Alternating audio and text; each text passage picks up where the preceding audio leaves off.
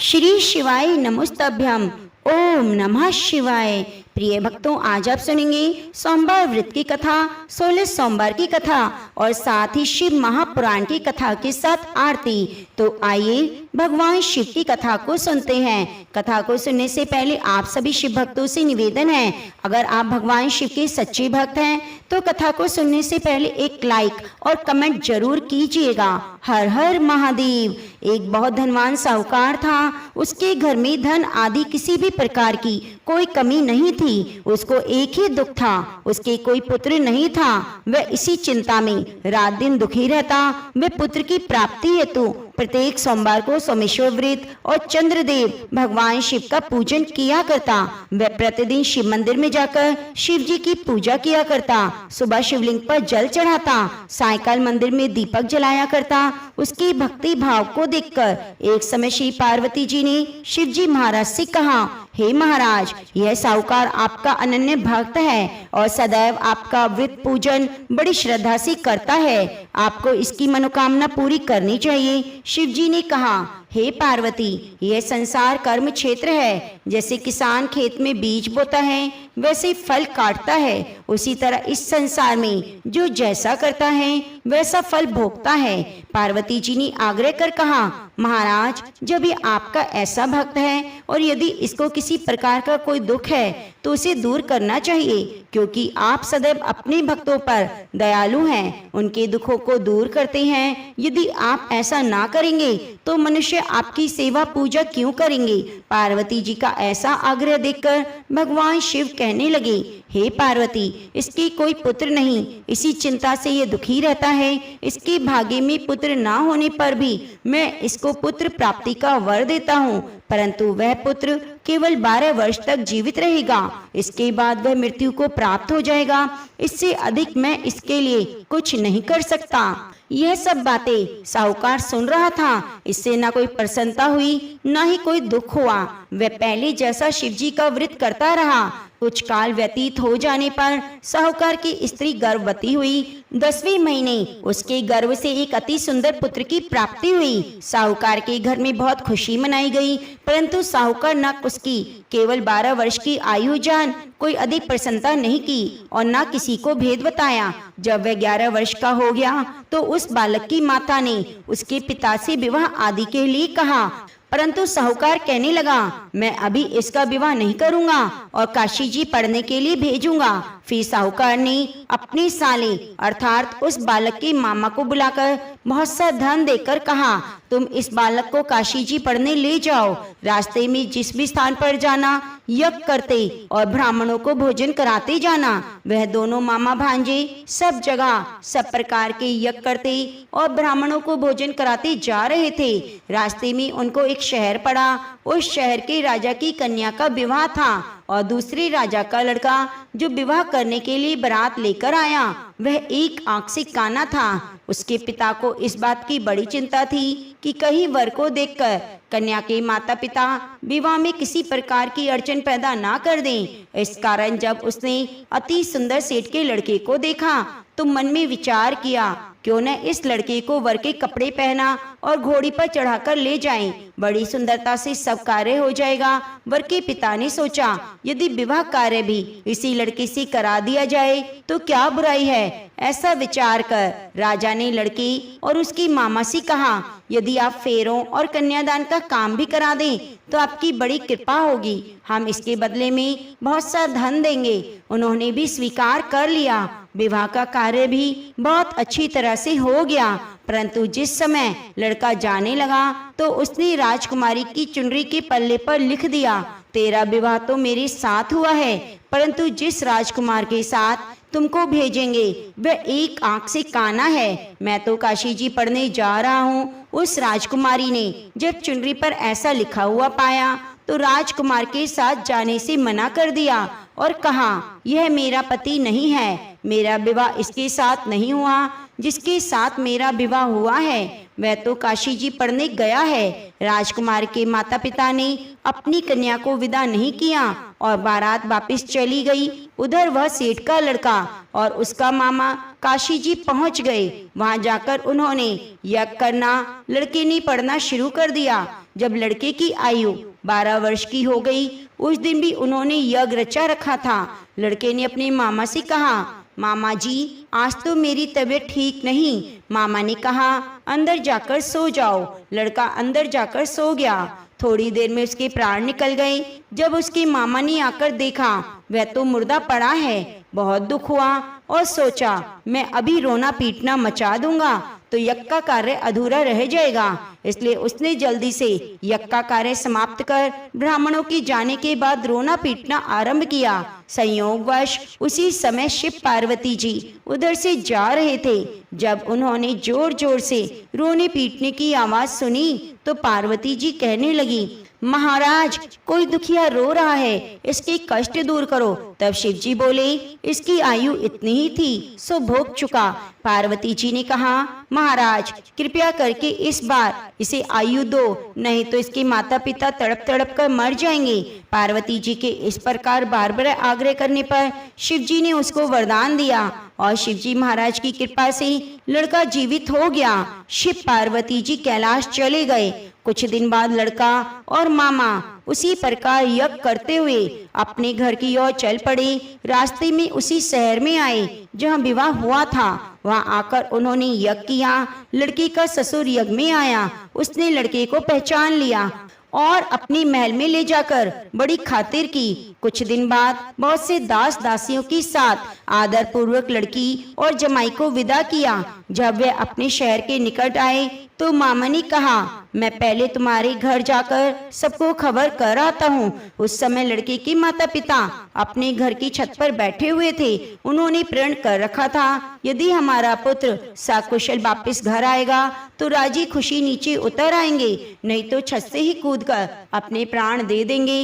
इतने में ही उस लड़के की मामा ने आकर यह समाचार दिया कि आपका पुत्र आ गया है, परंतु उनको विश्वास नहीं आया। तब उसके मामा ने शपथ पूर्वक कहा, आपका पुत्र अपनी स्त्री के साथ बहुत सा धन साथ लेकर आया है। तो सेठ ने आनंद के साथ उसका स्वागत किया और बड़ी प्रसन्नता के साथ रहने लगे। इस प्रकार जो कोई भी सोमवार के व्रत को विधि विधान से करता है, कथा को पढ़ता है, सुनता है, उसके सब दुख दूर होकर मनोकामनाएं पूरी होती हैं। तो प्रेम से बोलिए, श्री शिवाय नमस्तभ्यम, हर हर महादेव। अब आइए सुनते हैं 16 सोमवार व्रत की कथा। त्रिलोक भ्रमण करते हुए एक समय श्री भूतनाथ महादेव माता पार्वती जी के साथ मृत्यु लोक में पधारे। वहां में भ्रमण करते करते विदर्भ देशांगृत अमरावती नाम की अति रमणीक नगरी में पहुंचे। अमरावती नगरी आमरापुरी की सदृश सब प्रकार के सुखों से परिपूर्ण थी। उनमें वहां के महाराज का बना हुआ अति रमणीक शिव जी का मंदिर बना हुआ था। उसमें कैलाशपति अपनी धर्म पत्नी के साथ निवास करने लगे। एक समय माता पार्वती अपने प्राण प्रिय को प्रसन्न देखकर मनोविनोद करने की इच्छा से कहने लगी, हे महाराज, आज तो हम तुम दोनों चौसर खेलेंगे। शिव जी ने प्राण प्रिय की बात को मान लिया और चौसर खेलने लगे। उसी समय मंदिर का पुजारी ब्राह्मण मंदिर में पूजा करने आया। माता जी ने ब्राह्मण से प्रश्न किया, पुजारी जी बताओ, इस बाजी में दोनों की किसकी जीत होगी? ब्राह्मण बिना विचारे ही शीघ्र बोल उठा, महादेव जी की जीत होगी। थोड़ी देर में बाजी समाप्त हो गई। पार्वती जी की विजय हुई। अब तो पार्वती जी ब्राह्मण को झूठ बोलने के अपराध के कारण श्राप देने को उद्यत हो गई। तब महादेव जी पार्वती जी को बहुत समझाने लगे, पर उन्होंने ब्राह्मण को कोढ़ी होने का श्राप दे ही दिया। कुछ समय में पार्वती जी के श्रापवश पुजारी के शरीर में कोढ़ पैदा हो गया। इस कारण पुजारी अनेक प्रकार से दुखी रहने लगा। उसे इस तरह कष्ट पाते पाते बहुत दिन बीत गए। एक दिन देवलोक की अप्सराएं शिव जी की पूजा करने उस मंदिर में पधारी और पुजारी की कोढ़ को देखकर बड़े दया भाव से रोगी होने का कारण पूछने लगी। पुजारी ने निसंकोच वो सब बातें उनसे कह दी। तब वे अप्सराएं बोली, हे पुजारी, अब तुम अधिक दुखी मत होना, भगवान शिव तुम्हारे कष्टों को दूर करेंगे। तुम सब व्रतों में श्रेष्ठ 16 सोमवार के व्रत को भक्ति के साथ करो। तब पुजारी अप्सराओं से हाथ जोड़कर विनय भाव से 16 सोमवार व्रत की विधि पूछने लगे।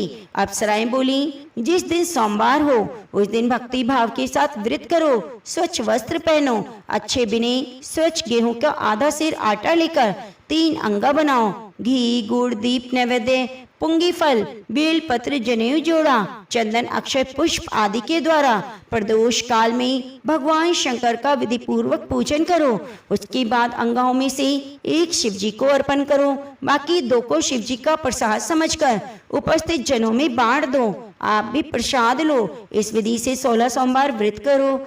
उसके बाद 17वें सोमवार के दिन पाव सेर पवित्र गेहूं की आटे की बाटी बनाओ, उसमें घी और गुड़ मिलाकर चूरमा बनाओ, शिव जी का भोग लगाकर उपस्थित भक्तों में बांट दो। पीछे आप सुकुटुम प्रसाद लो तो भगवान शिव की कृपा से सभी मनोरथ पूर्ण हो जाएंगे। ऐसा कहकर अप्सराएं स्वर्ग को चली गई। ब्राह्मण ने यथाविधि 16 सोमवार व्रत किया और भगवान शिव की कृपा से रोग मुक्त होकर आनंद से रहने लगा। कुछ दिन बाद शिव और पार्वती जी उस मंदिर में पुनः पधारे। ब्राह्मण को निरोग देखकर पार्वती जी ने ब्राह्मण से रोग मुक्ति का रहस्य पूछा।